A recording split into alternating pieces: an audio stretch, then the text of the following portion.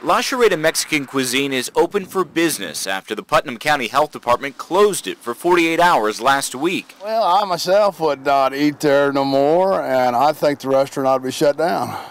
On October 24th, inspectors responding to 2 tips found the carcass of a deer in La Chorrera's kitchen. Employees were slicing meat off the roadkill, which was dropped off by a conservation officer. Well, I just couldn't believe that they would do that in the restaurant, much less during business hours. At the same time, on one side of the kitchen, they're preparing meals and serving meals, and on the other side of the kitchen, they're butchering a deer on the floor. Citing at least 5 serious violations, the health department immediately closed the Greencastle restaurant, forcing about 24 people to get up and leave in the middle of their meals. This is not the first time this business has been shut down. Last year, an inspector found more than 20 health violations, half of them critical. Things like cockroaches in the kitchen and food not being stored at the right temperature. The restaurant was closed for a day and fined. The food today, how was it? It was delicious.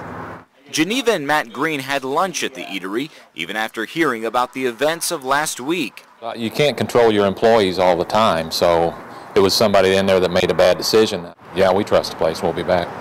But waiters had little to do during Tuesday's lunch hour, evidence perhaps that not everyone is so forgiving.